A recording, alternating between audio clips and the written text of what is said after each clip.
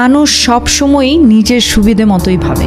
যেমন মিষ্টি বিক্রেতা সবসময় ভাবে আমি তো মিষ্টি খাই না, তাই মিষ্টিতে ভেজাল দিলেও আমার কিছু যায় আসে না।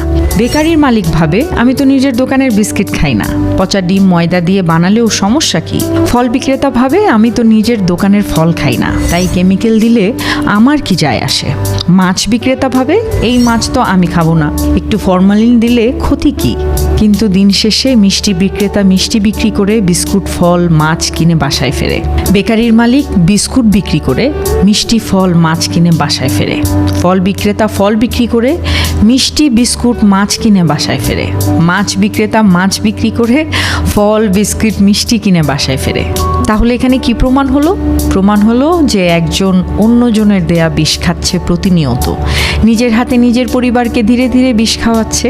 ভেবেছিল কেবল অন্যের ক্ষতি করছে, কিন্তু শেষে সবারই ক্ষতি হচ্ছে।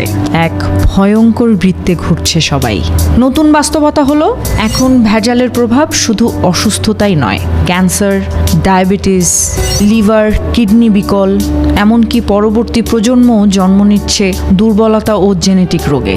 একজনের ভুল বা লোভের সিদ্ধান্ত হাজারো মানুষের স্বাস্থ্যের ক্ষতি করছে।